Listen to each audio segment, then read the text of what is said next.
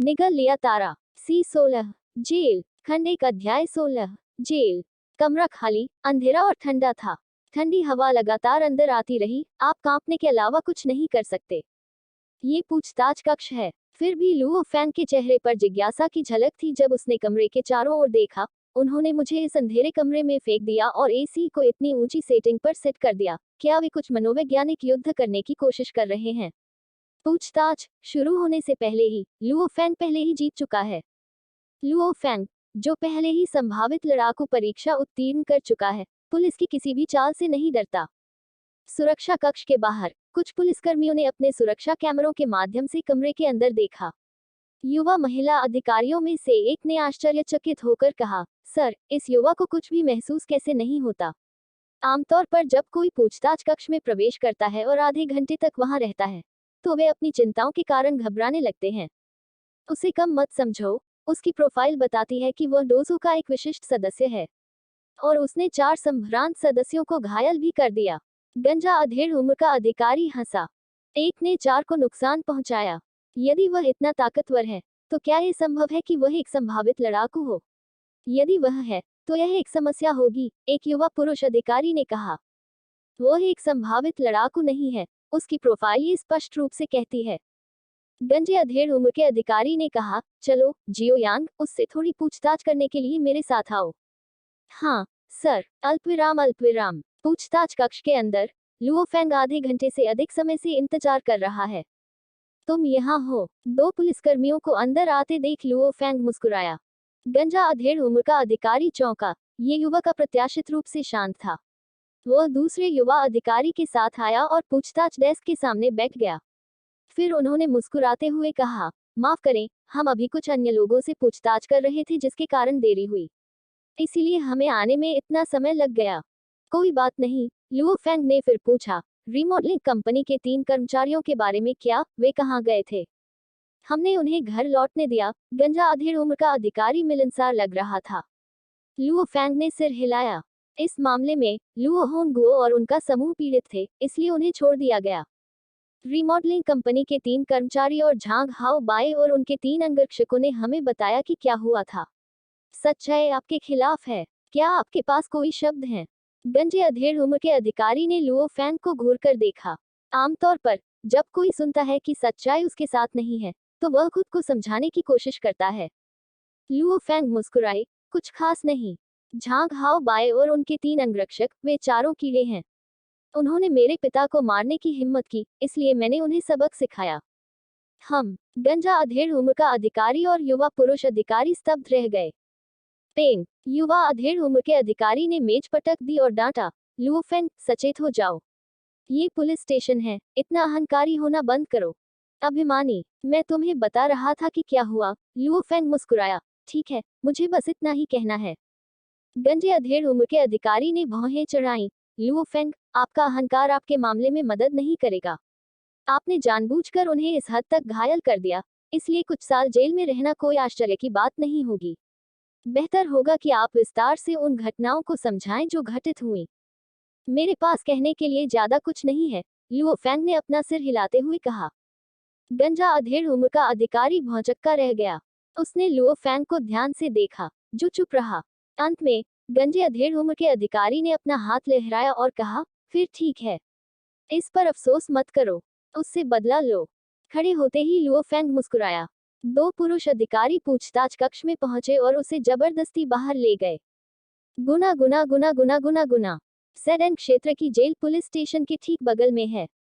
लड़ाकों के प्रभाव के कारण आज का समाज बहुत अधिक लड़ाई झगड़े और झगड़ों से ग्रस्त है, इसलिए यहाँ कई लोगों को हिरासत में लिया गया है। इन लोगों को हिरासत में लेने के लिए प्रत्येक क्षेत्र की अपनी जेल है, और लुओ फैंग भी आज जेल में प्रवेश करेंगे। ग्रे कैदी की वर्दी में बदलने के बाद लुओ फैंग को बंद कर दिया गया। 299, ये कमरा है। अंदर जाओ। गार्ड ने लुओ फैंग को अंदर धकेल दिया और जेल का दरवाजा बंद कर दिया। यहाँ बंद किए गए लोग ज्यादातर चोर, शराबी ड्राइवर, विवाद करने वाले और अपने मुकदमे की प्रतीक्षा कर रहे अपराधी थे।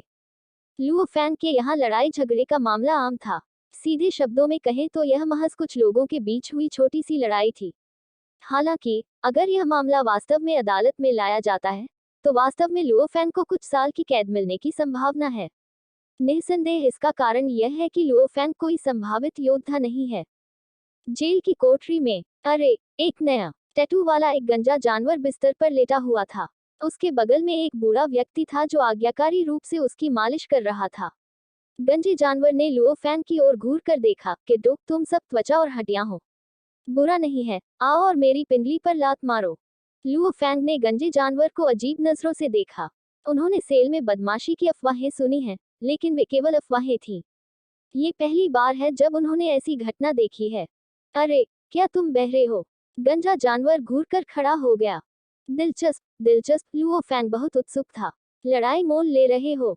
जब गंजे जानवर ने लुओ फैंग के सम्मान में कमी देखी, तो उसने अचानक अपना ताड़ के पत्ते जैसा हाथ उठाया और लुओ फैंग के सिर पर चला गया। थोड़ी सी हलचल के साथ लुओ फैंग का हाथ एक सांप की तरह बाहर आया और गंजे जानवर की कलाई पकड़ ली। हम गंजा जानवर जोर से कांप उठा। उसे ऐसा महसूस हुआ मानो उसका हाथ लोहे की पट्टियों में फंस गया हो। वह बिल्कुल भी ताकत नहीं लगा सका और उसका चेहरा पूरी तरह बदलने से बच नहीं सका। वह जानता था कि वह गहरे संकट में है। आप चाहते हैं कि मैं आपकी पिंडली पर लात मारूं? लुओ फैंग के दाहिने हाथ की उंगलियों ने गंजे जानवर की कलाई को मजबूत किया और मोड़ दिया, जो दर्द से जमीन पर गिर गया और विनती की, मेरे भाई, मैं तुम्हारी ताकत को पहचानने में असफल रहा। भाई, कृपया मुझे बंधन से मुक्त कर दीजिए। आह आह, तीव्र दर्द ने उसे अनियंत्रित रूप से चिल्लाने पर मजबूर कर दिया। लुओ फैंग ने कुछ ताकत लगाई और गंजे जानवर को दीवार पर फेंक दिया। जब भी तुम चाहो कि मैं तुम्हारी पिंडली पर लात मारूं तो मुझे बताओ, लुओ फैंग ने खराब हास्य में कहा। इसके साथ ही वह अचानक उछला और अपने दाहिने हाथ की मदद से, वह पहले से ही बिस्तर पर लेटा हुआ था, गंजा जानवर कोने में बैठ गया और अपने दाहिने हाथ की कलाई को रगड़ने लगा। और बिस्तर पर बूढ़ा आदमी और दुबला पतला युवक, जो कोठरी में थे, ने गंजे जानवर को देखा और फिर लुओ फैंग को देखा। बाल्दी हुआन, क्या गलत है? जेल के सामने खड़े गार्ड ने हंसते हुए कहा, तुम्हारे साथ किसने खिलवाड़ किया? ये कैसे हो गया? ओह, एक त्वरित अनुस्मारक, वह नया युवक जो अभी अभी आपके साथ जुड़ा है, डोजो के 4 विशिष्ट सदस्यों को हराकर यहाँ आया है। सावधान रहें और उसे उत्तेजित न करें। इतना कहने के बाद गार्डमैन ने एक छोटा सा भजन गुनगुनाया और चला गया। क्या ये पहले कहा जाना चाहिए? गंजा जानवर ने बिस्तर की ओर डरते हुए देखा। एक व्यक्ति ने डोजो के 4 संभ्रांत सदस्यों को पीटा। सब कुछ उल्टा सीधा हो गया है। इस बीच लुओ फैंग लिमिट हॉल में जेनेटिक एनर्जी टेक्निक्स के बारे में जो कुछ पढ़ रहा था, उसके बारे में सोच रहा था। चूंकि मेरे पास वैसे भी यहाँ करने के लिए कुछ नहीं है, जब अंधेरा हो जाता है तो मैं अपनी जेनेटिक ऊर्जा को प्रशिक्षित करने का प्रयास कर सकता हूँ। लड़ाके अपनी अजेय ताकत के लिए आनुवंशिक ऊर्जा पर भरोसा करते हैं। गुना गुना गुना गुना गुना गुना। जब लुओ फैंग जेडएन क्षेत्र पुलिस स्टेशन के पास के टीवी तारांकन के एक कमरे के अंदर अपने सेल में आनुवंशिक ऊर्जा प्रशिक्षण की योजना बना रहा था, 2 युवक एक युवा महिला के साथ छेड़खानी कर रहे थे। गाते समय उनमें से एक चिल्लाया और चिल्लाया, और वह युवक बिल्कुल झांग हाओ बाई था। ठीक है, आप दोनों अब जा सकते हैं, झांग हाओ बाई ने अपना हाथ लहराया। कमरे में केवल झांग हाओ बाई और एक अन्य किशोर ही बचा था जिसने चश्मा पहन रखा था। भाई छो, मैंने यहाँ आपसे एक सहायता मांगी थी, झांग हाओ बाई ने कहा। अगर तुम्हें कुछ मांगना है तो पीछे मत हटो, चश्मा पहने किशोर हंसा। अगर मैं मदद कर सकता हूँ तो मैं निश्चित रूप से तुरंत ऐसा करूंगा। ऐसा है, लुओ फैंग नाम का कोई व्यक्ति है। ये कीड़ा हमेशा मेरे खिलाफ जाता है। जब वह बात कर रहा था, झांग हाओ बाई ने गुस्से में थूक दिया, इस बार उसने मेरे 3 अंगरक्षकों को घायल कर दिया और मुझे पीटा। भाई, मैं यह नहीं ले सकता। ये व्यक्ति अब जेल में बंद है, इसलिए मैं भाई झोऊ से गार्डमैन के माध्यम से जाने और लुओ फैंग को सबक सिखाने के लिए कहना चाहता हूँ। ओह, कोई बात नहीं। हालांकि मुझे गार्डमैन के सहयोग के लिए धन की आवश्यकता है। चश्मा पहने किशोर ने अपनी भौहें सिकोड़ ली। पैसा कोई समस्या नहीं है, मेरे पास यही 1 लाख है। कार्य पूरा होने के बाद मैं 1 लाख और दूंगा। झांग हाओ बाई ने तुरंत अपना बटुआ किशोर की ओर फेंक दिया। हाँ, अद्भुत। चश्मा पहने किशोर ने बटुए की ओर देखा भी नहीं और सिर हिलाया। 2 लाख। जब तक हम उसे मार नहीं देते, हम उसके साथ कुछ भी कर सकते हैं। मुझे बताओ, हमें उसे कैसे पीटना चाहिए? उसकी एक टांग और एक हाथ तोड़ दो। झांग हाओ बाई ने अपने दांत भींच लिए। जरूर, यह आसान है, चश्मा पहनने वाले किशोर ने तुरंत सिर हिलाया। झांग हाओ बाई ने याद दिलाया, भाई झो, ये लुओ फैंग एक आसान लक्ष्य नहीं है।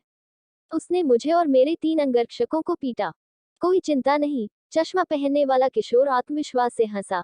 आप मुझ पर 1200 दिलों का भरोसा रख सकते हैं और अच्छी खबर की प्रतीक्षा कर सकते हैं।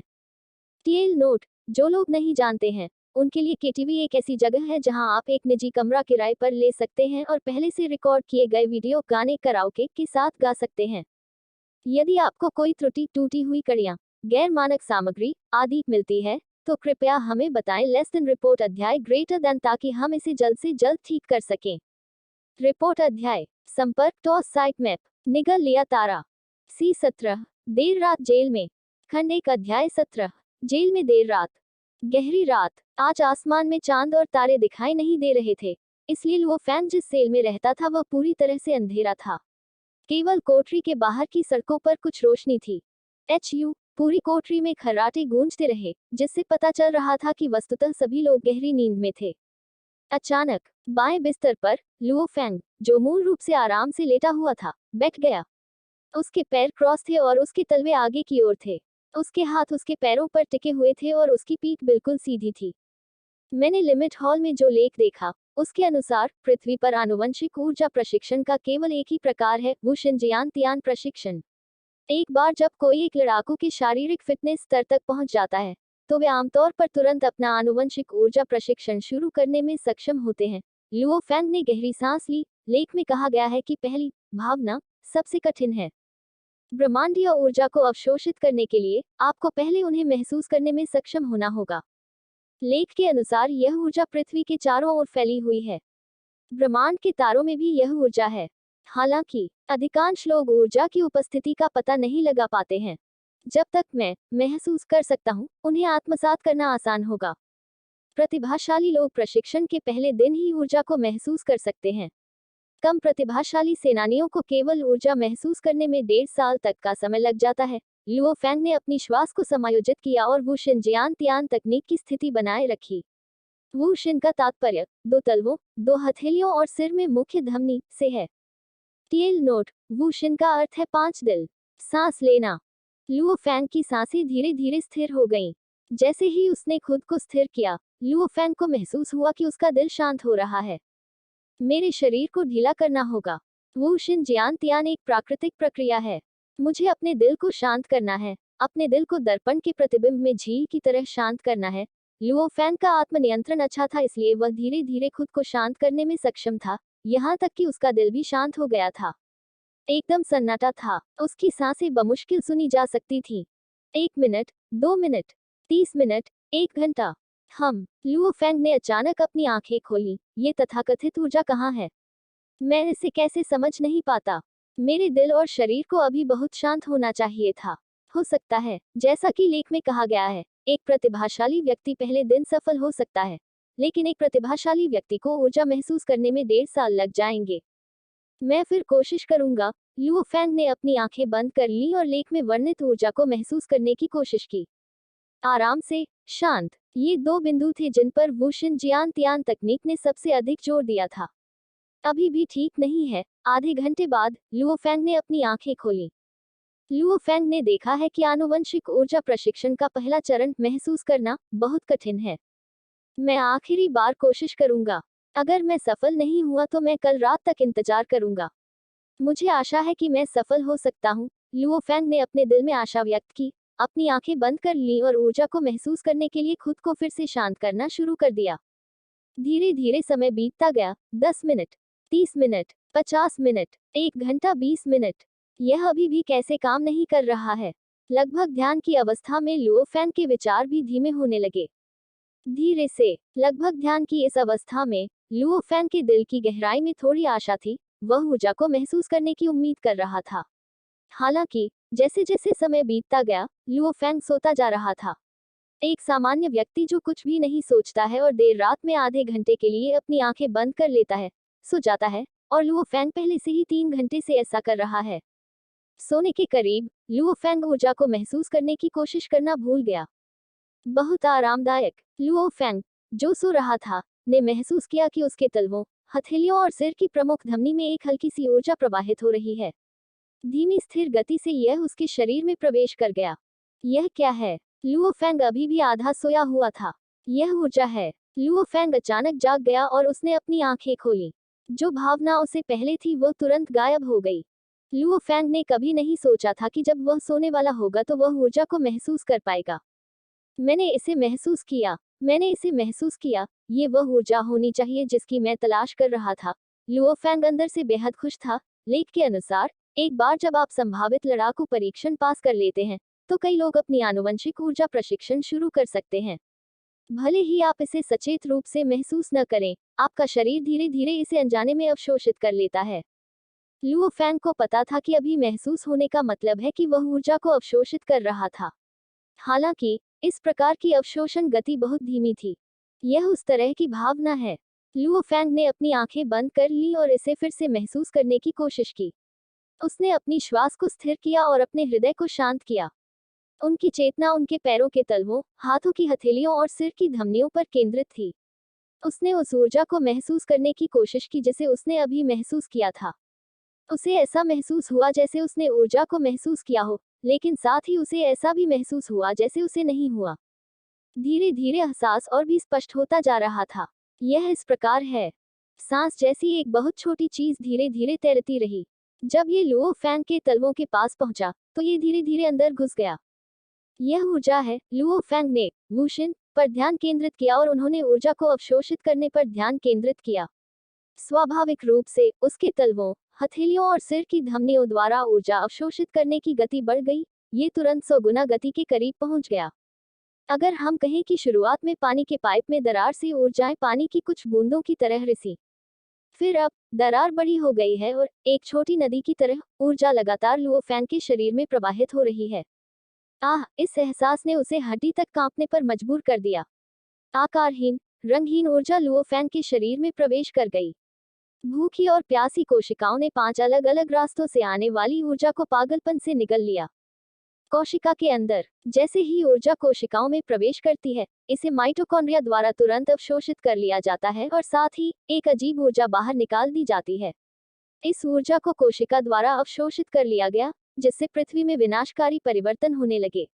डीएनए ब्लूप्रिंट भी थोड़ा बदलने लगा था और कोशिका विभाजित होने लगी, 1 से 2 में।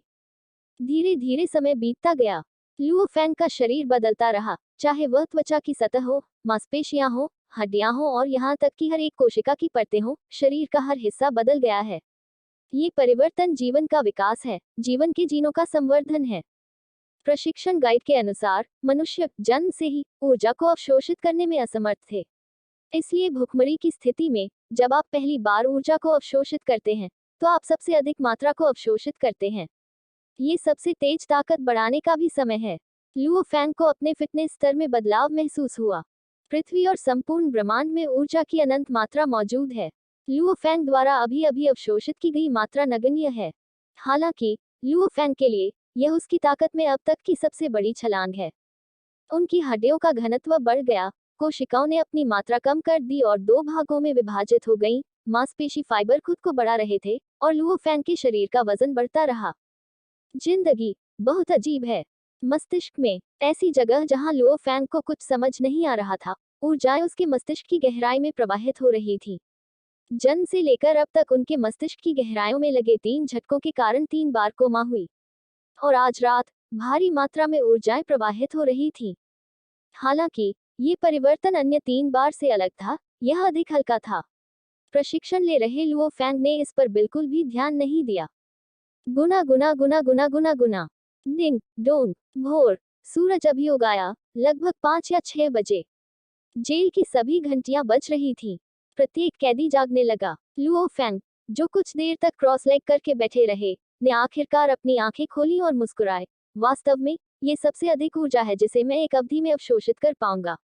जब तक मेरा शरीर भर नहीं गया तब तक मैंने लगभग 2 घंटे तक अवशोषण किया। लुओ फैंग को महसूस हो रहा था कि उसके पास पहले की तुलना में बहुत अधिक शक्ति है। पिछली रात के बाद मुझे ऐसा लगता है कि मेरी फिटनेस का स्तर परीक्षा के दौरान कोमा की स्थिति से भी अधिक बढ़ गया है। लुओ फैंग ने मन ही मन सोचा, मेरी मुट्ठी की ताकत शायद अब लगभग 1500 किलोग्राम होगी, शायद इससे भी अधिक। केवल परीक्षण ही बता सकते हैं कि उसकी ताकत वास्तव में कितनी बड़ी है। नाश्ते का समय। नाश्ते का समय। बहुत से कैदी खाने के लिए अपनी कोठरियां छोड़कर चले गए। लुओ फैंग अपने बिस्तर से कूद गया। अपने दांत ब्रश किए और नाश्ते की तैयारी में अपना चेहरा धोया। इस समय दालान में वर्दी पहने 3 कैदी लुओ फैंग की कोठरी की ओर चले। उनमें से एक चिल्लाया, बाल्टी हुआंग, मैंने सुना है कि एक अत्यधिक कुशल व्यक्ति आपके सेल में आया, जिसने 4 संभ्रांत सदस्यों को अकेले ही पीटा। भाई लियू, वह निश्चित रूप से सख्त है। लुओ फैंग की कोठरी में गंजा जानवर हंसा और सिर हिलाया। ओह! तीनों कैदियों ने एक दूसरे पर नजरें डाली और उनमें से एक ने धीमी आवाज में कहा, कोई गलती नहीं है। सेल नंबर, उम्र और ताकत सभी सही हैं। भाई झो उसके बारे में बात कर रहे थे। यदि आपको कोई त्रुटि, टूटी हुई कड़ियां, गैर मानक सामग्री आदि मिलती है, तो कृपया हमें बताएं। लेस देन रिपोर्ट अध्याय ग्रेटर देन, ताकि हम इसे जल्द से जल्द ठीक कर सकें।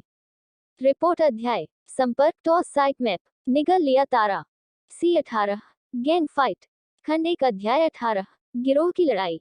जेल में नाश्ता करने के बाद कैदी एक एक कर अपनी कोठरियों में लौटने लगे। दक्षिणी दालान में बाईं ओर से तीसरी कोठरी में 4 कैदी चुपचाप अपने बिस्तर पर लेटे हुए थे। एक फैटी ने धीमी आवाज में कहा, बड़े भाई, मैंने नाश्ते के दौरान बॉसली से बात की और उन्होंने सहमति में सिर हिलाया। हम अपने 3 पेशेवर भेजेंगे। बॉसली के 2 गोरिल्लाओं के साथ हमारे पास 5 आदमी होंगे। इसके साथ लुओ फैंग को कोई समस्या नहीं होनी चाहिए। फैटी, मैंने सुना है कि लुओ फैंग अकेले ही 4 संभ्रांत सदस्यों को हरा सकता है। वह काफी सख्त है, काले कुत्ते के आकार के टैटू वाले एक साहसी व्यक्ति ने धीरे से कहा। काला कुत्ता, फैटी, हमारे अलावा भाई छुओ कोबरा को बाहर भेज रहा है। भले ही हम सफल न हो, कोबरा अवश्य सफल होगा। एक आंख वाले अधेड़ उम्र के आदमी ने धीरे से कहा। कोबरा, फैटी और रिष्ट पुष्ट काला कुत्ता सभी हैरान थे। हाँ, शुद्ध संयोग में कोबरा भी यहाँ बंद है, एक आंख वाले आदमी ने सिर हिलाया। कोबरा के साथ हम किसी भी तरह से असफल नहीं हो सकते, फैटी उत्साहित हो गया। हालांकि कोबरा कैसा दिखता है? हमने उसे पहले कभी देखा भी नहीं। हम एक साथ आगे बढ़ेंगे। दोपहर के भोजन के बाद मैं बॉस ली के साथ बातचीत करूंगा, एक आंख वाले व्यक्ति ने धीरे से कहा। बिना किसी गलती के हम एक साथ चलेंगे और रात के खाने के समय कार्रवाई करेंगे। याद रखें, अपने हथियार लाएं। हालांकि जिन हथियारों के बारे में ये कैदी बात कर रहा था, वे टूथब्रश को तेज करने से बने छोटे छोटे ब्लेड थे। हालांकि इस जेल में कुछ सख्त जांचें होती थी, फिर भी इसकी तुलना किसी बड़े पैमाने की जेल से नहीं की जा सकती। हालांकि बड़े पैमाने की जेल में भी चालाक लोग लगभग हमेशा बंदूकें और गोला बारूद की तस्करी करने में सक्षम होते हैं। कोई फर्क नहीं पड़ता कि जगह कितनी सुरक्षित है, जब तक लोग इसे चलाते हैं, तब तक खामियां रहेंगी। बेशक इस जेल में लोग बस कुछ छोटे लोग थे। वे महज ब्लेड और कांच के टुकड़ों से लैस थे। गुना गुना गुना गुना गुना गुना। शाम। भाई लुओ। जैसे ही वह अपनी कोठरी से बाहर निकला, वह जिस भी कैदी से मिला उसने आज्ञाकारी ढंग से लुओ फैंग का अभिवादन किया। लुओ फैंग की 4 संभ्रांत सदस्यों के बीच लड़ाई की कहानी कल रात चारों ओर फैल गई है। जेल में लगभग हर कोई इस युवक की ताकत के बारे में जानता था। कैफेटेरिया में, इसे कैफेटेरिया कहा जाता है, लेकिन ये सिर्फ एक सीलबंद लॉबी है। लंबी, स्थिर, चांदी की मेजें, लगभग 1-2 दर्जन। इस जेल में सब कुछ बहुत अच्छा है, भोजन को छोड़कर। चूंकि लुओ फैंग कल रात अपने आनुवंशिक ऊर्जा प्रशिक्षण में सफल हुआ, इसलिए वह पूरे दिन अच्छे मूड में रहा। वह काउंटर पर गया और गार्ड से उसे एक प्लास्टिक लंच बॉक्स मिला, लेकिन उसके अंदर केवल मिट्टी जैसा कुछ खाना था। जैसे ही उसने अपना सिर नीचे किया और अंदर देखा, वहां केवल भूरी मिट्टी जैसा कुछ भोजन था। उसने उसे सूंघा तो आलू की खुशबू आ रही थी। तो ये प्रसिद्ध कच्चा भोजन है। लुओ फैंग ने अपना सिर हिलाया। ये काफी मशहूर है। हालांकि इसे कच्चा भोजन कहा जाता है, ये वास्तव में समाज का निर्विवाद रूप से सबसे खराब भोजन है। यदि आप ये कच्चा भोजन खाते हैं, तो आपको प्रतिदिन केवल 5 सेंट की आवश्यकता होगी। बस इतना जानने से आपको इसके अंदर मौजूद चीजों की गुणवत्ता के बारे में काफी कुछ पता चल जाएगा। एक चांदी की लॉबी, एक चांदी की मेज और एक चांदी का लंच बॉक्स।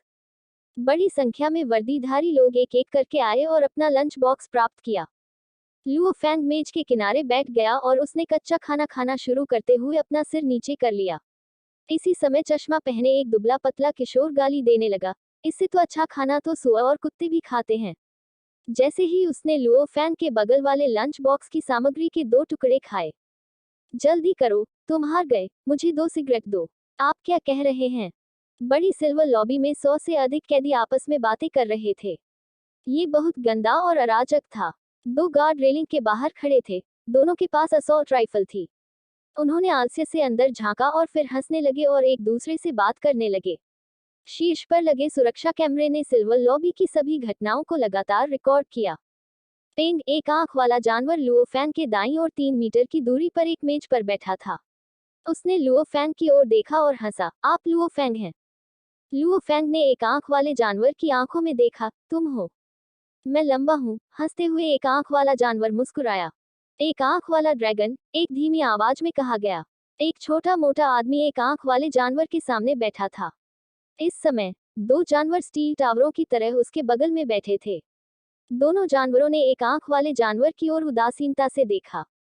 फिर छोटा मोटा आदमी ठंडे स्वर में हंसा। जब हम कल आराम करने के लिए बाहर गए थे, तो तुम्हारे आदमियों ने मेरे भाई को मारा था, है ना? हमें बताएं, हम इस मुद्दे को कैसे हल करेंगे? तारांकन तारांकन तारांकन तारांकन बंद। एक आंख वाले जानवर ने अपनी आंख घुमाए और व्याख्यान दिया। फैटी, बेहतर होगा कि तुम इसी पल मुझसे दूर हो जाओ। यदि आप मेरे साथ खिलवाड़ करते हैं, तो पीछे न हटने के लिए मुझे दोष न दें। छोटे मोटे आदमी ने उदासीनता से देखा और हंसा। एक आंख वाले ड्रैगन, ऐसा लगता है जैसे तुम बात नहीं करना चाहते हो। लुओफैंग ने किनारे पर 2 और निवाले खाए और नजर डाली। वह दिलचस्पी लेने के अलावा कुछ नहीं कर सका। उनके दृष्टिकोण में स्पष्ट रूप से जेल में 2 प्रमुख शक्तियां लड़ने वाली थीं। बकवास बात करो। यदि आप अभी भी बात करना चाहते हैं, तो तारांकन तारांकन तारांकन तारांकन बंद करें। व्याख्यान देते समय एक आंख वाले ड्रैगन की एकमात्र आंख घूमी। इसे भाड़ में जाओ, हमला करो। चिल्लाते हुए छोटे मोटे आदमी का चेहरा भयानक था। तुरंत उसके बगल में खड़े 2 स्टील टावर जैसे जानवर हिलने लगे। उनमें से एक ने लंबी चांदी की मेज उठाए और उसे एक आंख वाले जानवर के खिलाफ पटक दिया, जबकि दूसरे जानवर ने बिजली की तरह लात मारी। हमारे बॉस को मारने की हिम्मत करो भाइयों, चलो। पूरी लॉबी तुरंत अस्त व्यस्त हो गई।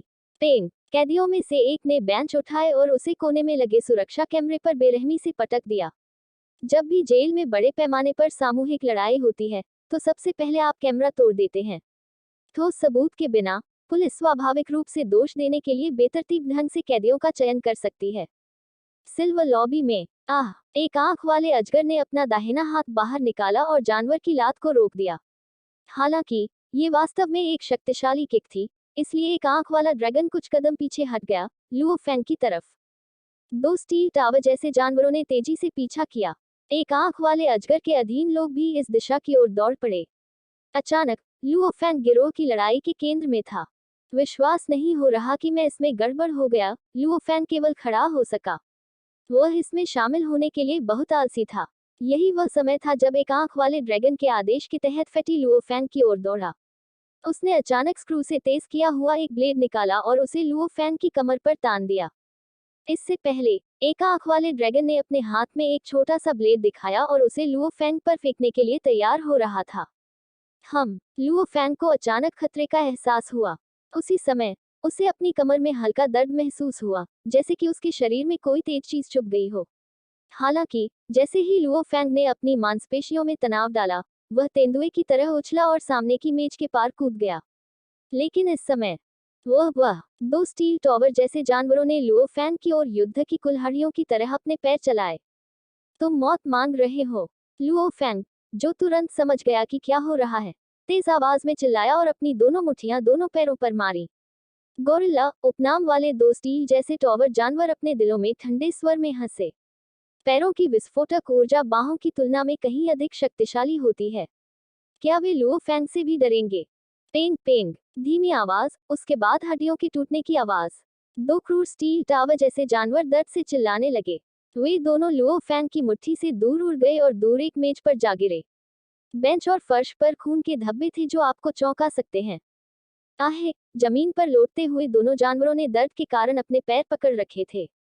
क्या एक आंख वाले अजगर के साथ साथ फैटी और काले कुत्ते जो उसके बगल में थे, सभी हैरान रह गए। इस समय वेंग वेंग, एक कान छेदने वाला अलार्म बजा। जेल के सभी गार्ड तेजी से अपने विश्राम क्षेत्रों से बाहर निकलकर समूह बनाने के लिए कैफेटेरिया की ओर बढ़े। लुओफैंग ने उसकी कमर को छुआ और देखा कि खून से उसकी वर्दी पर दाग लग गया है। किंवदंतियां सही थीं। आनुवंशिक ऊर्जा प्रशिक्षण में सक्षम सेनानियों की मुट्ठी की ताकत 3 से 4 हजार किलोग्राम होती है। एक नियमित छोटी गोली उनकी मांसपेशियों को भेदने में असमर्थ होती है। फेटी का चाकू केवल लुओ फैंग की त्वचा से होकर गुजरा और उसकी मांसपेशियों द्वारा रोक दिया गया। तो आप लोग नाटक कर रहे थे। लुओ फैंग ने एक आंख वाले ड्रैगन और छोटे मोटे आदमी पर नजर डाली। उसकी आंखें क्रूरता से भर गईं, जिससे वे दोनों सदमे से पीले पड़ गए। हर कोई उस पर, वह घायल है। एक आंख वाला अजगर गुस्से में चिल्लाया। सब लोग एक साथ। छोटा मोटा आदमी भी जोर से चिल्लाया। जैसे ही वे चिल्लाए, उन्होंने लुओ फैंग को पटकने के लिए बेंच उठा ली। अपने मालिकों की हरकतों के बाद अन्य लोग स्वाभाविक रूप से अपनी अपनी बेंचों के साथ दौड़ने लगे। लुओ फैंग की हरकतें किसी प्रेत की तरह थी। उसके दोनों पैर तोप के गोले की तरह थे, जो हर कैदी को हवा में उछाल रहे थे। नियमित कैदियों के लिए लुओ फैंग बहुत क्रूर नहीं था, क्योंकि वे सिर्फ आदेशों का पालन कर रहे थे। हालांकि लुओ फैंग उन दोनों नेताओं और उस फैटी पर कोई दया नहीं दिखाएगा जिसने उसे चाकू मारा था। तो लुओ फैंग की चॉप ने बेंच को आधा तोड़ दिया और उसका हाथ एक आंख वाले ड्रैगन पर जा गिरा, जिससे वह हवा में उड़ गया। उसके हाथ ने घड़ी की विपरीत दिशा में 90 डिग्री घुमाया। सभी लोगों को हवा में उछाला जा रहा था। बेंचों और मेजों को एक एक करके तोड़ा मरोड़ा जा रहा था। के अंतर, आनुवंशिक ऊर्जा तकनीकों में प्रशिक्षित एक सेनानी और नियमित आक्रामक दोषियों के बीच यही अंतर है। जैसे ही लुओ फैंग ने कैदियों के समूह को स्कैन किया, पतला चश्मा पहने किशोर जो चुपचाप देख रहा था, ने अचानक अपना हाथ लहराया। छंटनी। जैसे ही ठंडी रोशनी आसमान से गुजरी, वह पहले से ही लुओ फैंग के सामने था। यदि आपको कोई त्रुटि, टूटी हुई कड़ियां, गैर मानक सामग्री आदि मिलती है, तो कृपया हमें बताएं। लेस देन रिपोर्ट अध्याय ग्रेटर देन, ताकि हम इसे जल्द से जल्द ठीक कर सकें। रिपोर्ट अध्याय। संपर्क टॉस साइट मैप। निगल लिया तारा। C19 जागो। खंड 1 अध्याय 19 जागो। वह दुबला पतला किशोर ZN क्षेत्र का प्रसिद्ध कोबरा तारांकन था। उनकी प्रसिद्धि में वृद्धि उनकी एक हाथ से चाकू फेंकने की तकनीक के कारण हुई। जब अन्य कैदियों ने लुओ फैंग को घेरना शुरू कर दिया, तो कोबरा किशोर ने हमला करने का सबसे अच्छा अवसर खोजा। ठीक उसी समय जब लुओ फैंग नियंत्रण से बाहर हो रहा था, उसने हमला कर दिया। फेंका गया चाकू बहुत ही भयानक था। जैसे ही उसने उड़ान भरी, उसे एक कैदी के शरीर ने अवरुद्ध कर दिया, इसलिए लुओ फैंग को यह भी एहसास नहीं हुआ कि उसके लिए क्या आ रहा था। Tell note. चीनी भाषा में कोबरा का शाब्दिक अर्थ ग्लास स्नेक है। शू। चाकू एक कैदी की पैंट के बीच से उड़ गया, जिसे लुओ फैंग ने ऊपर फेंक दिया था। जब लुओ फैंग ने चाकू देखा, तो वह केवल 2 मीटर दूर था। अच्छा नहीं है, मैं ऐसा नहीं कर सकता। लुओ फैंग की प्रतिक्रिया की गति तेज थी, लेकिन उसके पास अपने शरीर को रास्ते से हटाने के लिए पर्याप्त समय नहीं था। चाकू किसी महत्वपूर्ण अंग को नहीं, बल्कि लुओ फैंग के दाहिने कंधे को निशाना बना रहा था। नहीं, लुओ फैंग ने नजर डाली। एक योद्धा के लिए उसके हथियार बेहद महत्वपूर्ण होते हैं। लुओ फैंग चाकुओं का उपयोग करता है और दाएं हाथ का है। यदि चाकू जोड़ को तोड़ देता है और हड्डी को विभाजित कर देता है, तो वह कुछ महीनों तक जानवरों के खिलाफ अपनी तकनीक का उपयोग नहीं कर पाएगा। दूसरे शब्दों में, यदि उसे मार पड़ती है, तो वह 1 अगस्त की लड़ाकू युद्ध परीक्षा में भाग नहीं ले पाएगा। उन्हें अगले साल की 1 फरवरी तक इंतजार करना होगा। नहीं, रास्ते से अलग हटें। चाकू की गति और 3 मीटर की दूरी के साथ, लुओ फैंग के विचार परिणामों के बारे में बिल्कुल भी नहीं सोच रहे थे। ठीक इसी क्षण, इस महत्वपूर्ण क्षण में, लुओ फैंग की आत्मा सख्त हो गई और उसकी सभी मांसपेशियां चरम पर पहुंच गईं। उसने चाकू को केवल एक ही लक्ष्य को ध्यान में रखकर देखा। इस चाकू से बचो, इस चाकू को मेरे कंधे पर मत लगने दो। ओ, चाकू, जो लुओ फैंग को मारने ही वाला था, अजीब और रहस्यमय तरीके से थोड़ी दिशा बदल गई। ये लुओ फैंग के कंधे पर सीधा प्रहार करने वाला था, लेकिन अब इसने इसे केवल चपेट में लिया और लुओ फैंग की त्वचा की पहली परत को क्षतिग्रस्त कर दिया। खून ने धीरे धीरे कंधे के क्षेत्र में लुओ फैंग की वर्दी को रंग दिया। हर कोई अपने घुटनों के बल बैठ गया। हर कोई अपने घुटनों के बल बैठ गया। जल्दी करो और नीचे उतरो। इस समय बड़ी संख्या में असॉल्ट राइफलधारी गार्ड लॉबी में पहुंचे। सभी कैदी, जो पहले नियंत्रण से बाहर थे, आज्ञाकारी रूप से घुटने टेक दिए। यहाँ तक कि उस दुबले पतले कोबरा किशोर ने भी घुटने टेक दिए। उसने हैरान चेहरे से लुओ फैंग की ओर देखा। ये कैसे हो सकता है? मेरा चाकू कैसे छूट गया? पुलिस को अंदर आते देख लुओ फैंग ने भी तुरंत घुटने टेक दिए। अभी चाकू ने दिशा कैसे बदल ली? लुओ फैंग, जो घुटनों के बल बैठा था, भ्रमित था। हालांकि बिना किसी पूर्व चेतावनी के एक भयानक सिरदर्द प्रकट हुआ। दर्द ऐसा था मानो कोई लुओ फैंग के मस्तिष्क में कील ठोक रहा हो। दर्द के कारण लुओ फैंग का पूरा शरीर ऐंठने लगा और वह जमीन पर गिर गया। क्या हुआ? तुम लोग मेरे साथ आओ और देखो। पुलिस, जिसके पास पहले से ही स्थिति नियंत्रण में थी, लुओ फैंग के रूप को देखकर आश्चर्यचकित रह गई। लुओ फैंग पूरी तरह से लाल हो गया था और उसे बहुत पसीना आ रहा था। पसीने की जगह कुछ खून भी निकला, जिसके कारण लुओ फैंग की वर्दी लगभग पूरी लाल हो गई। उसकी नसें लुओ फैंग के चारों ओर लिपटे नीले सांप की तरह फट रही थी, जिससे वह अभूतपूर्व रूप से भयानक लग रहा था। अच्छा नहीं, वो पहले ही बाहर है। जल्दी करो और उसे मेडिकल रूम में भेजो। भले ही लुओ फैंग बेहोश हो गया, उसका शरीर अभी भी पूरी तरह से लाल था। लुओ फैंग के दिमाग में लुओ फैंग के दिमाग से एक विशाल रहस्यमय शक्ति लगातार उभरती रही और तुरंत लुओ फैंग के शरीर के हर स्थान में विलीन हो गई। इस रहस्यमय शक्ति के बपतिस्मा के तहत लुओ फैंग की हड्डियों, अंगों, रक्त, मांसपेशियों और त्वचा में भारी बदलाव हो रहे थे। यहाँ तक कि हर कोशिका तेजी से बदल रही थी। लुओ फैंग के आनुवंशिक ऊर्जा प्रशिक्षण की तुलना में परिवर्तन की ये दर सैकड़ों से हजारों गुना तेज थी। सिद्धांत रूप में इस तरह के कठोर परिवर्तन से शरीर टूट जाना चाहिए। हालांकि जैसे ही रहस्यमय शक्ति का विलय हुआ, लुओ फैंग की ऐंठन, रक्त की हानि आदि के बावजूद उसके अंदरूनी हिस्से पूरी तरह से सुरक्षित थे। जल्दी करो, सावधानी से उसे मेडिकल रूम में भेजो। पुलिस लुओ फैंग को मेडिकल रूम में ले जाने लगी। बड़े पैमाने पर गिरोह की लड़ाई के कारण हुई गंदगी को तुरंत साफ कर दिया गया। गुना गुना गुना गुना गुना गुना। रात 8 बजे 3 मंजिला जेल में पहली मंजिल पर लॉबी में 200 इंच की स्क्रीन पर एक फिल्म चल रही थी। रुकना, एक अधेड़ उम्र के आदमी ने पायजामा पहने हुए सोफे पर बैठते हुए कहा। तुरंत चल रही फिल्म को रोक दिया गया। इसी समय बाहर से खटखट की आवाज आई। अंदर आए, दरवाजा खुला और सैन्य वर्दी पहने एक आदमी अंदर आया और अभिवादन किया। अधिकारी, हमने इस बार की बड़ी गिरोह लड़ाई के बारे में सब कुछ जांच की। झो हुआयांग ने लुओ फैंग नाम के युवक से निपटने के लिए इसका आयोजन किया था। हालांकि इसका परिणाम ये हुआ कि लुओ फैंग के खिलाफ लड़ाई में बड़ी संख्या में लोग घायल हुए, कुछ को गंभीर चोटें भी आईं। वह झो हुआयांग बच्चा अपने झो परिवार के प्रभाव का उपयोग करते हुए, वह काफी अहंकारी है, पायजामा पहने अधेड़ उम्र के व्यक्ति ने उदासीनता से कहा। हालांकि झो हुआयांग ने इसका आयोजन किया था, हमारा अनुमान है कि झांग हाओ बाई नाम का युवक ही इसके पीछे का सच्चा व्यक्ति है, सैन्य अधिकारी ने सम्मानपूर्वक कहा। हमने लुओ फैंग की फाइलों को पलटा।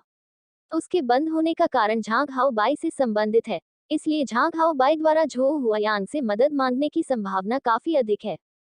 चीन में इस समय 6 प्रमुख शहर हैं। चून की मानवता पहले की तरह एक साथ एकत्र हुई है, इसलिए देश का अपने नागरिकों पर नियंत्रण बढ़ गया है।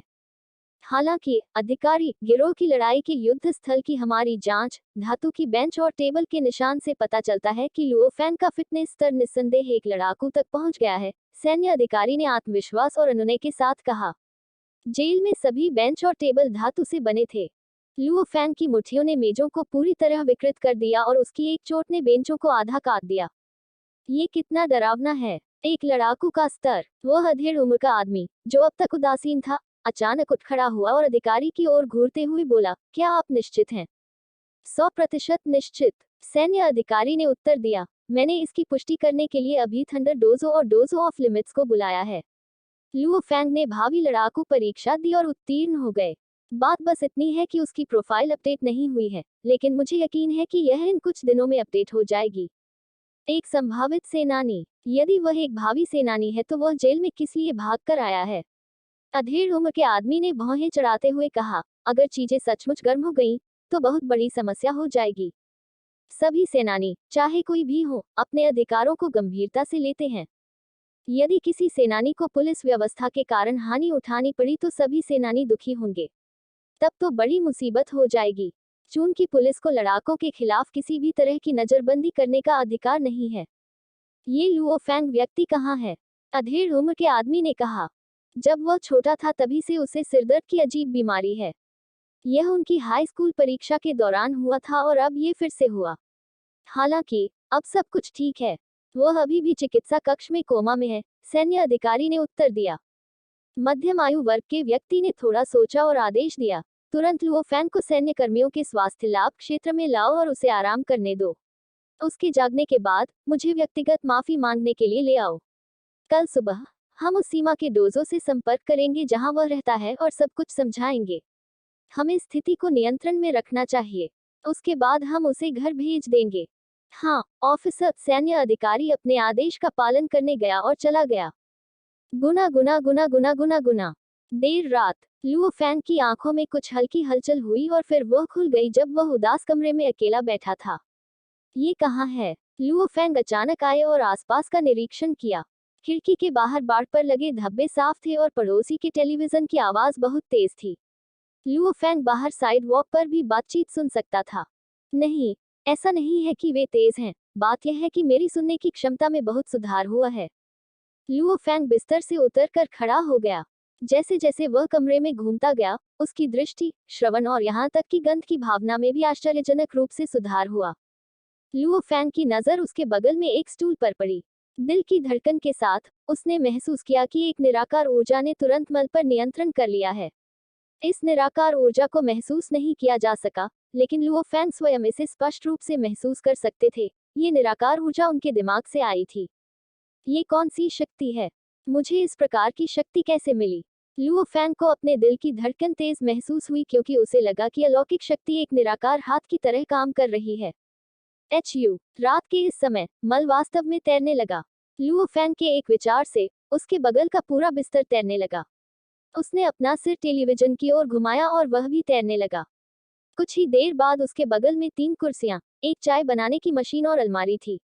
वे सभी जमीन से ऊपर तैर रहे थे। बहुत जल्दी इस कमरे में लगभग हर चीज जमीन से ऊपर तैर रही थी, जैसे अंतरिक्ष में जहां कोई गुरुत्वाकर्षण नहीं है। मैं इन सभी चीजों को तैरा सकता हूं और फिर भी मुझे कोई चुनौती या थकान महसूस नहीं होगी। लुओ फैंग धीरे धीरे बालकनी की ओर चला गया। काफी रात हो चुकी थी और बिल्कुल सन्नाटा था। लुओ फैंग की नजर एक बाड़ पर पड़ी और एक विचार के साथ बाड़ का एक खंभा घूमने लगा और वह बाड़ से अलग हो गया। स्तंभ का अगला भाग लुओ फैंग की नजर के नीचे मुड़ने लगा और तेज हो गया। यह एक स्टील की सुई बन गई। ये सब निराकार शक्ति के साथ मध्य हवा में तैर रहा था। जाना, लुओ फैंग ने सोचा। ये स्तंभ बिजली की तरह आगे बढ़ा और एक छोटे से क्षेत्र में एक नकली पहाड़ की ओर चला गया। अद्भुत गति से सुई नकली पहाड़ के शिलाखंड को भेद गई। छेदने के बाद वह घूम गया और सीधे अपने द्वारा बनाए गए छेद से उड़ गया। वाह वाह वाह! नकली पहाड़ को भेदते हुए स्टील की सुई अनगिनत संख्या में प्रेत की तरह थी।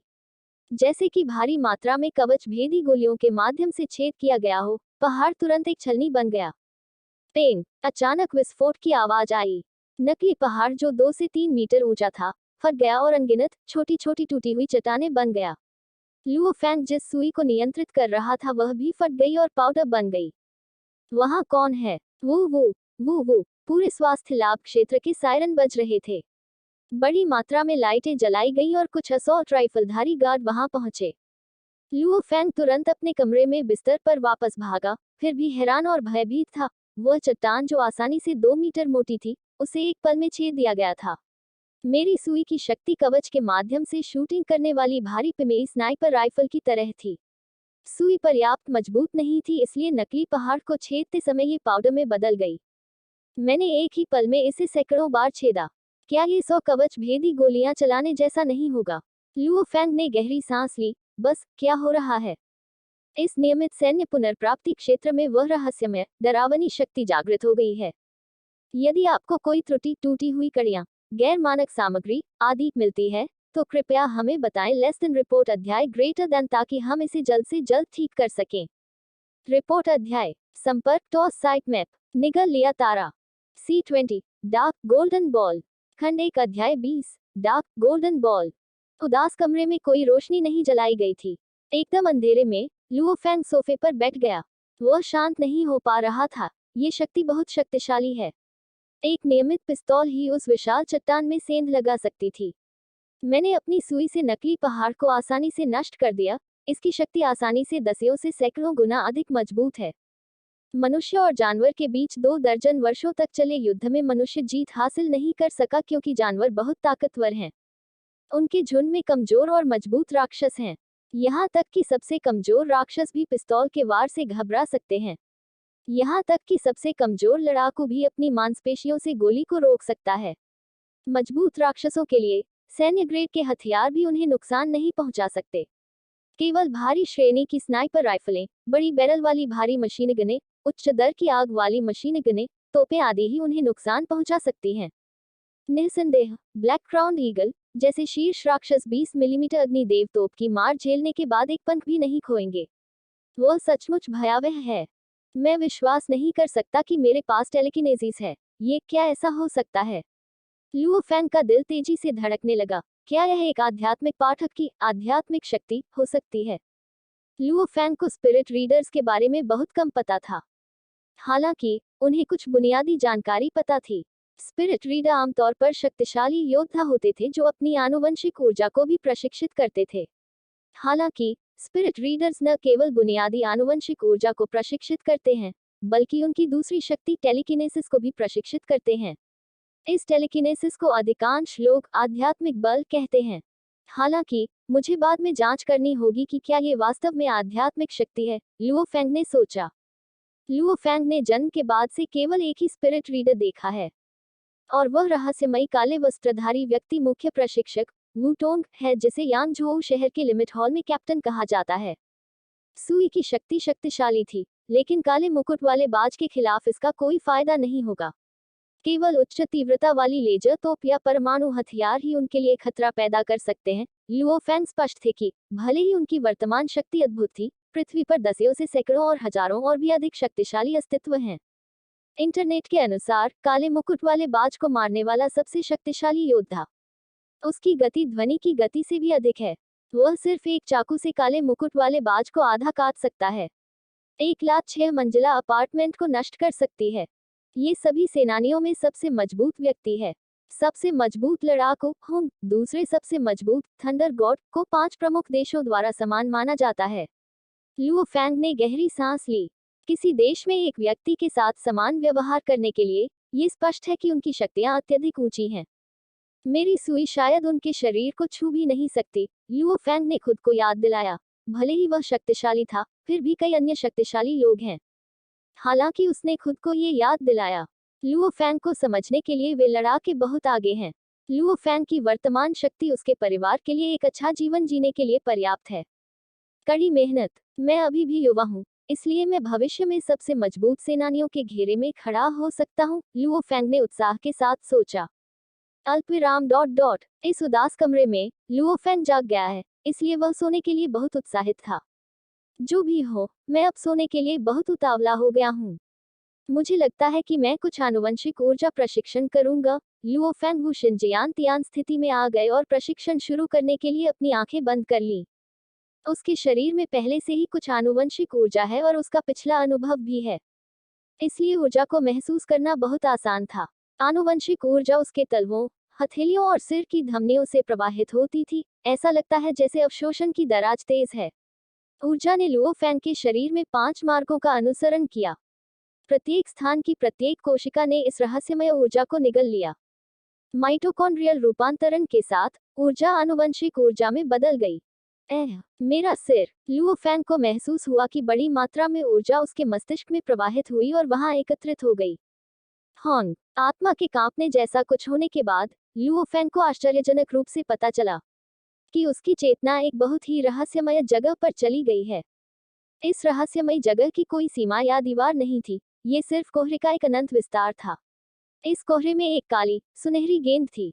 ये काली, सुनहरी गेंद एक तारे की तरह थी जो कोहरे की धारा छोड़ते हुए धीरे धीरे अपने आप घूमती थी।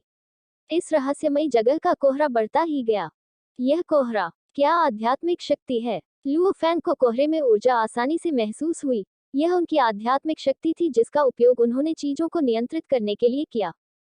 लुओ फेंग ने स्पष्ट रूप से इस रहस्यमय स्थान में पारदर्शी ऊर्जा की एक धारा को रिसते हुए देखा। ऊर्जा शीघ्रता से कोहरे की ऊर्जा में समाहित हो गई। लुओ फेंग महसूस कर सकते थे कि पारदर्शी ऊर्जा ब्रह्मांडीय ऊर्जा थी। यह कोहरा आध्यात्मिक शक्ति है और यह पारदर्शी ऊर्जा ब्रह्मांडीय ऊर्जा है। ब्रह्मांडीय ऊर्जा को यहाँ खींच लिया जाता है और आध्यात्मिक शक्ति में बदल दिया जाता है। मेरी आध्यात्मिक शक्ति मेरे मस्तिष्क से फैली हुई है। लुओ फेंग चौंक गया। ये स्थान मेरा मस्तिष्क है, या मुझे कहना चाहिए मेरा चेतन क्षेत्र। चेतन क्षेत्र एक विशेष शीर्षक है जिसका उपयोग सेनानी मन के लिए करते हैं। मेरे चेतन क्षेत्र के मध्य में एक काली, सुनहरी गेंद क्यों है? लुओ फेंग ने देखा कि यह गहरे सुनहरे रंग की गेंद लगातार अपने आप घूमती रहती है और कोहरा आध्यात्मिक बल छोड़ती है। जैसे ही इसने आध्यात्मिक शक्ति जारी की, लुओ फैंग का मन भी सहज हो गया। ये काली सुनहरी गेंद मेरे सभी कोमा का कारण हो सकती है। लुओ फैंग को अंतर्ज्ञान था। आध्यात्मिक शक्ति छोड़ने वाली एक काली सुनहरी गेंद। अतीत में मेरे पास कोई आध्यात्मिक शक्ति नहीं थी। इस बार के कोमा के बाद ही मेरे पास ये था, लुओ फैंग ने सोचा। फिर इस बार के कोमा के साथ इस अंधेरे सुनहरी गेंद ने बड़ी मात्रा में आध्यात्मिक शक्ति छोड़ी। इसने न केवल मुझे टेलीकिनेसिस की शक्ति प्रदान की, बल्कि इसने मेरे शरीर को भी बढ़ाया। उनका फिटनेस स्तर मजबूत था, लेकिन टेलीकिनेसिस की तुलना में ही कुछ भी नहीं था। सही, जब कैदी मुझ पर हमला कर रहे थे, तो उनमें से एक ने चाकू फेंक दिया। जब वह चाकू मेरे कंधे को छेदने वाला था तो उसने अचानक दिशा बदल दी। मुझे लगता है कि यह मेरी आध्यात्मिक शक्ति के कारण था। लुओ फैंग ने आसानी से स्थिति से सच्चाई निकाल ली। दरअसल अंधेरे सुनहरी गेंद ने इस बार के कोमा से बड़ी मात्रा में आध्यात्मिक शक्ति को मुक्त किया।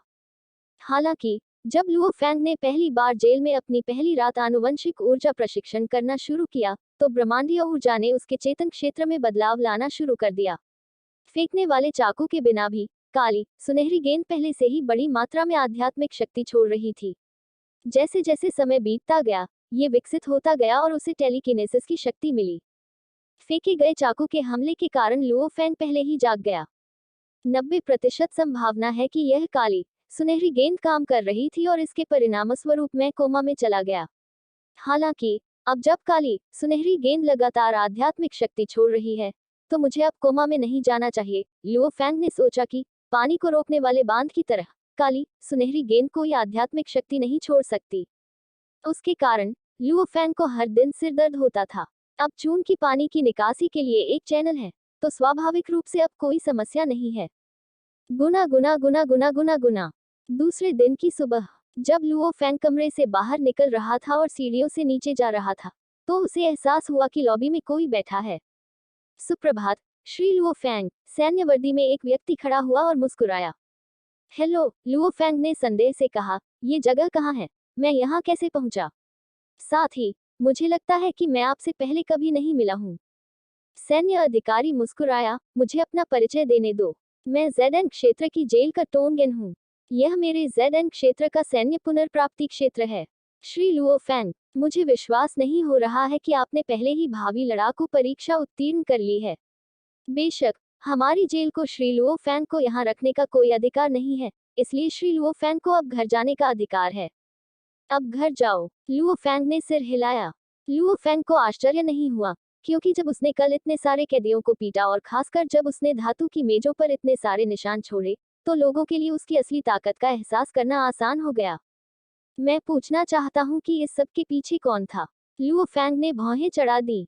सैन्य अधिकारी सकपका गया। लुओ फैंग ने कहा, अगर आपकी जेल जवाब नहीं दे सकती है, तो मैं डोजो ऑफ लिमिट से संपर्क करूंगा और जियांग नान शहर की सुरक्षा एजेंसी के माध्यम से सब कुछ पता लगाऊंगा। एक बार जब यह मामला सामने आ जाएगा, तो लोगों को पता चल जाएगा कि एक संभावित सेनानी को जेल में बंद कर दिया गया था और कैदियों ने घेर लिया था और जेल ने अपराधियों को छिपाने की कोशिश की थी। जेल के उच्च अधिकारियों में तो परेशानी होगी ही। सैन्य अधिकारी हंसे, जल्दी मत करो श्रीमान लुओ फैंग। ऐसा है, हमारी जांच के मुताबिक झो हुआ यांग नाम के गैंग लीडर ने इस हमले को अंजाम दिया। हमारी जांच के अनुसार वे श्री लुओ फैंग के हाथ और पैर तोड़ना चाहते थे। ओह, लुओ फैंग ने भौहें चढ़ाई, मेरे हाथ और पैर तोड़ दो। कितने क्रूर हैं, वे मुझे बाहर ले जाना चाहते हैं। मैं इस झो हुआ यांग को भी नहीं जानता, जिसने उसे ऐसा करने पर मजबूर किया। सैन्य अधिकारी ने उत्तर दिया, हम पहले ही झो हुआ यांग से पूछताछ कर चुके हैं। झांग हाओ बाई नाम के एक किशोर ने उनसे ऐसा करने के लिए कहा। जान हाओ बाई। लुओ फैंग की नजर ठंडी थी, वह नहीं जानता कि कब छोड़ना है। वास्तव में वह नहीं करता है। सैन्य अधिकारी मुस्कुराया, लुओ फैंग, आप झांग हाओ बाई को हिरासत में लेने के लिए जियांग नान शहर की सुरक्षा एजेंसी के माध्यम से जाना चुन सकते हैं। वह एक संभावित सेनानी को नुकसान पहुंचाने की साजिश का मास्टरमाइंड था, जो एक भारी अपराध है। उसके लिए 20 साल की जेल होना सामान्य बात है। मुझे बिना बारी के बोलने के लिए दोष न दे, लेकिन झांग हाओ बाई के चाचा भी एक लड़ाकू हैं। सैन्य अधिकारी ने कहा, लुओ फैंग, आप उसके चाचा को बदनाम करने का विकल्प चुन सकते हैं और सुरक्षा एजेंसी से झांग हाओ बाई को हिरासत में लेने के लिए कह सकते हैं, क्योंकि सुरक्षा एजेंसी सेनानियों के सभी मामलों से निपटती है और उसके पास अपार शक्ति है। झांग हाओ बाई के चाचा सुरक्षा एजेंसी के कार्यों को बिल्कुल भी प्रभावित नहीं कर सकते। आप उसके चाचा को दुश्मन बनाना और झांग हाओ बाई से निपटना चुन सकते हैं। आप उससे निजी तौर पर भी बातचीत कर सकते हैं और झांग परिवार को पैसे देने के लिए मजबूर कर सकते हैं। ये सब आप तय करेंगे। लुओ फेंग सैन्य अधिकारी मुस्कुराया, मुझे बस इतना ही कहना था। आपका सेल फोन और अन्य सामान यही हैं, श्रीमान लुओ फेंग। लुओ फेंग ने सिर हिलाया। अकेले में बातचीत करना और उससे बड़ी रकम चुकाना, या परिणाम की परवाह किए बिना उससे निपटें। हेलो पिताजी, लुओ फेंग ने सेल फोन उठाया और कहा, मैं पहले ही जेल से निकल चुका हूँ और नाश्ता करने के लिए थोड़ी देर में घर आऊंगा। चिंता मत करो पिताजी, आपका बेटा अब बहुत मजबूत है, कोई समस्या कैसे हो सकती है। यदि आपको कोई त्रुटि, टूटी हुई कड़ियाँ, गैर मानक सामग्री आदि मिलती है तो कृपया हमें बताएं। लेस देन रिपोर्ट अध्याय ग्रेटर देन, ताकि हम इसे जल्द से जल्द ठीक कर सकें। रिपोर्ट अध्याय संपर्क टॉस साइट मैप।